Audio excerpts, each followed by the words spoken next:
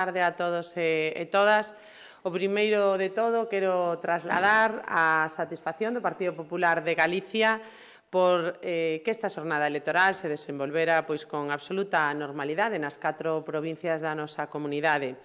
Os galegos e galegas puideron exercer o seu dereito ao voto con total liberdade, sen ningunha incidencia relevante, e, por tanto, felicitamos a todos os implicados neste proceso.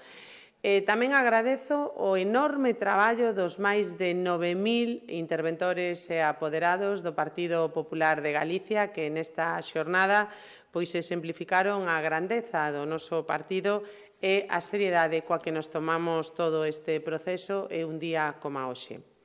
En canto á participación, quería mostrar tamén a satisfacción do Partido Popular de Galicia polo que apunta ao que será un aumento respecto a hai 10 anos, a última vez que as eleccións europeas non coincidiron con outras. Sempre é unha boa noticia que se incremente a porcentaxe de votantes. No caso de Galicia, o tempo nos acompañou, notamos unha boa afluencia e ilusión ao longo de toda a xornada. Desde os colexios electorais chegáronnos ao longo da xornada boas sensacións e, sobre todo, un sentimento por votar ao Partido Popular. Unha sensación que agardamos que se traduza en numerosos apoios unha vez que finalice o reconto.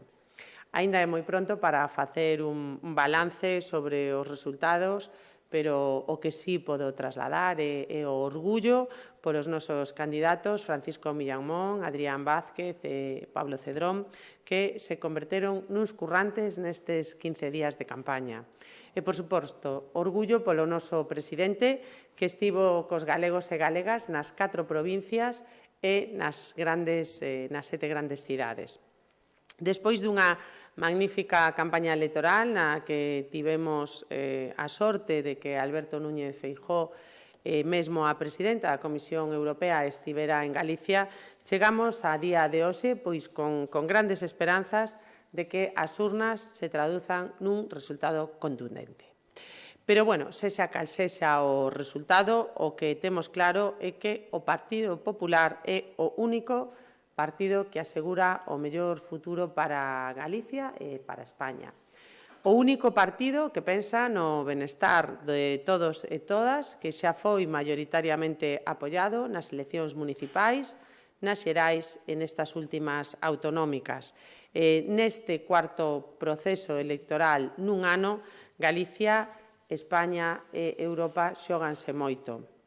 En definitiva, grazas a todos por esta xornada electoral tan satisfactoria, a candidatos, a equipos e, por suposto, a interventores e apoderados, membros das mesas, corpos e forzas de seguridade.